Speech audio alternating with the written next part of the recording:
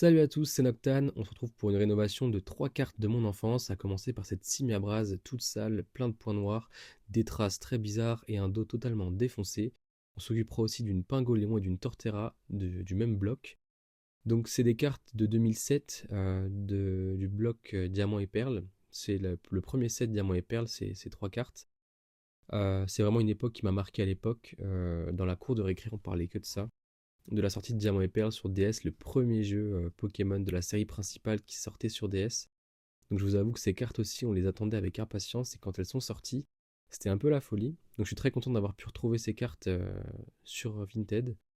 J'ai pour objectif de me faire un classeur de cartes qui sont pas forcément très chères ou très rares, mais en tout cas qui m'ont touché à un moment donné dans ma vie. Donc ça commence par ces cartes que je vais rénover. Comme vous le savez, c'est quelque chose qui me permet aussi de m'approprier un peu mieux l'objet et la carte, donc c'est vraiment top. La seconde carte, c'est donc cette Pingoléon aussi, qui a moins de dégâts, qui a juste des enfoncements en bas que je vais vous montrer ensuite. Mais le principal de cette rénovation, ça va être vraiment du nettoyage, du polish, etc. pour que simplement les cartes soient plus propres et plus brillantes. Mais je vais pas vous faire un tuto global de rénovation cette fois-ci. Je pense que vous en avez eu une bonne paire de vidéos si vous souhaitez avoir du tuto.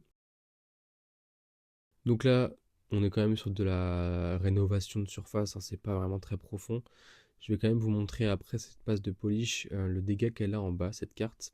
C'est des dégâts qui sont pas forcément simples à traiter, donc je vais quand même vous faire un petit focus dessus. Vous voyez, c'est comme si ça avait été rayé, donc le blanc je pourrais pas le retirer, par contre l'enfoncement je peux le travailler.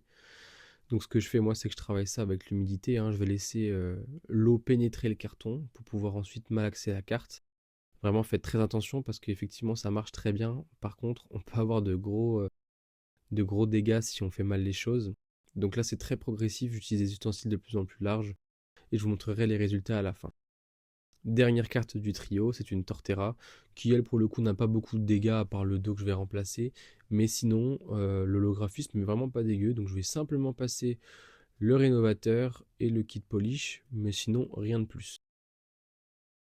Moi, franchement, ça me fait vraiment quelque chose de traiter ces cartes. C'était vraiment des cartes que j'avais dans mes decks quand j'étais petit, que je tenais là dans ma poche, comme un fou que j'étais. Et aujourd'hui, ça me fait vraiment plaisir de me lancer ce défi, de me remplir un classeur comme ça. Donc regardez les 3 cartes ensemble, sous sleeve et toutes neuves. Neuve est un grand mot, mais en tout cas toutes brillantes. Et je vous laisse admirer les backs qui sont juste tout bien faits. Je range ça pour la première page de ce classeur, je vous le partagerai assez régulièrement pour que vous voyez son évolution. En tout cas, je suis très content, ça lance le début d'une nouvelle aventure.